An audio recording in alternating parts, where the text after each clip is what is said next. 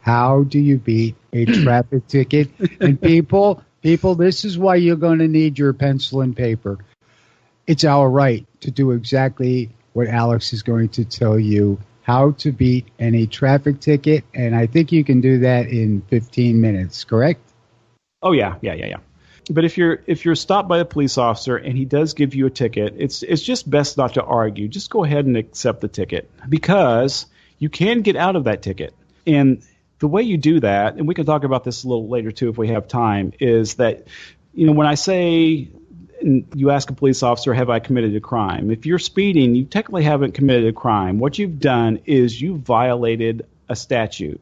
But more importantly, you violated a corporate statute, because all of our so-called laws and all of our infractions and everything, they're actually now under the Uniform Commercial Code, which is under a corporate act. So a police officer is, in effect, working for a corporation. So everything's under UCC code.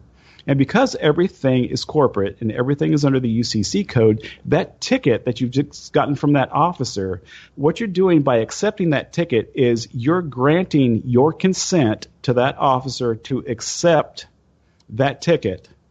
So it's a contract. So basically, what you in effect have done is you've agreed to contract with that state and with that police department. So police officer stops you. He says, I stopped you because you were speeding. You're going 35, or you're going 55 in a 35. Here's your ticket. So you accept the ticket. Now what do you do? Okay, well, you can either pay it or you can go to court, or the third option is you don't have to pay it. So here's what you do. So the officer gives you this ticket.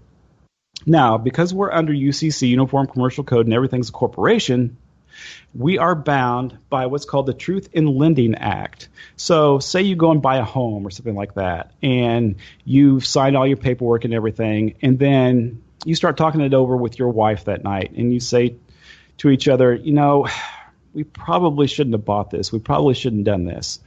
Well, the Truth in Lending Act, because it's a corporate statute, allows you 3 business days, 72 hours or 3 business days to, in effect, cancel that contract. It's kind of like a buyer's remorse kind of thing. The corporate statutes give you that 3-day window, that 72-hour window to cancel that contract. So what you've done when you've accepted your speeding ticket is you've contracted. So what you do is you want to cancel that contract. So the Federal Truth in Lending Act provides that any party to a contract may rescind his consent, because that's what you've done. You've consented within 3 business days of entering into that contract. So what you do is you take your citation or your speeding ticket and you write across the face of that ticket in bold print, blue or black ink, in big bold letters, I do not accept this offer to contract, and I do not consent to these proceedings. Sign your signature underneath, and you want to have this notarized as well. So you might want to draw up a paper along with the citation saying that, under the Federal Truth in Lending Act, this, I have granted my consent because this is a corporate statute and everything is under UCC rule, and that you do not accept this offer to contract or these proceedings. So you make sure that you have that notarized. And then right above your signature, you write, without prejudice, comma, UCC 1-308. Now, what that does is, I'm going to give you the short story of that. Under UCC code, it's basically your, what's the best way to explain this without actually having to go to the UCC code book? It's basically relieving you of your burden as your straw man. And I don't know if your listeners know what a straw man is. Basically, through your birth certificate, you are an all capital letters straw person. So when you sign your lowercase name, you are signing your flesh and blood name. So by writing UCC-1-308, you're acknowledging that you're only signing this as your corporate straw man, but as a flesh and blood person, you want to be recognized as such. So you write, and make sure you write it above. Don't write it below, because there's a chance that they can take scissors and cut that off, and it won't be on there.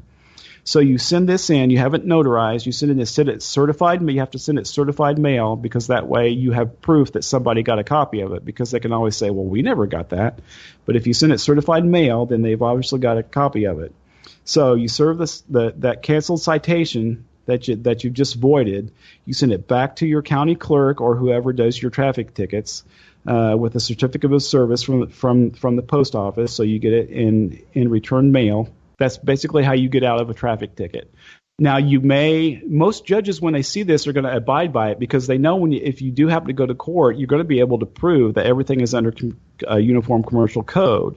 So generally, they're just going to forgive the ticket. They're going to say, oh, this person knows what they're doing. It's the same with red light cameras. If you've ever got a speeding ticket from one of those red light cameras, it takes a picture of your license plate and it sends it sends it to you in the mail, and all of a sudden now you've got a ticket that you knew nothing about because you weren't stopped by a cop. This camera snapped a photo of not necessarily even your license plate, just a license plate. So they're actually giving the citation to the car is what they're giving it to, another straw person. In the case of the red light tickets, you do the same thing. You put the cancellation on it, say, I do not wish to contract and I do not consent to these proceedings, and also send me any and all documentation that contains my original signature stating that I agreed to these red light cameras. And of course, they can't do that.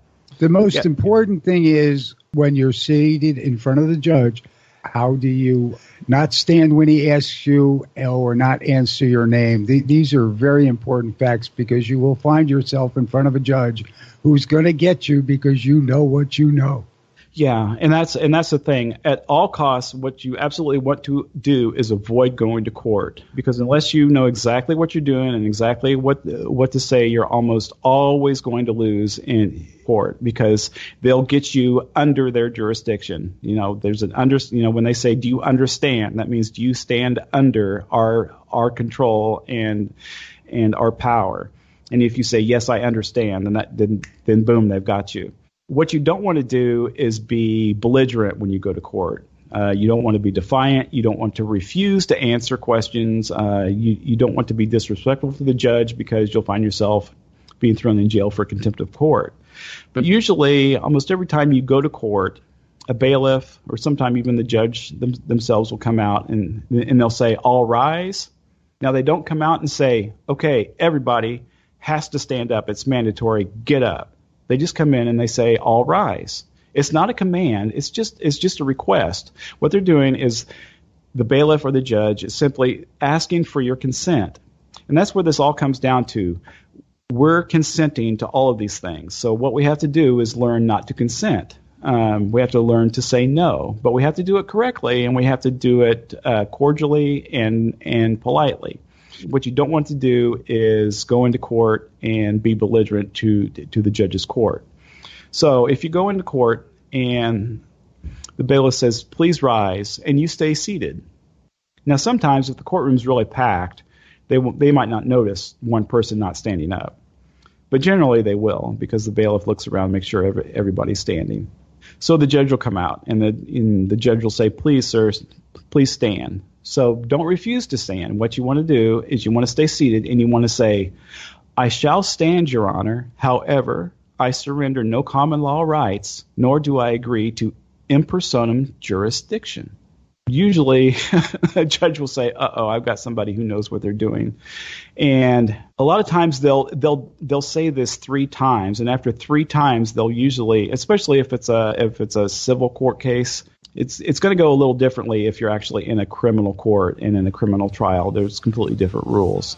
But generally they'll know what you're doing, and if the judge agrees with you and the judge says, "Okay, I agree that you're not surrendering your common law rights and I have no in personam jurisdiction over you." Because when you grant in personam jurisdiction over you, that judge has got you, that court has got you, you're now at their mercy, and they can pretty much do anything that they want.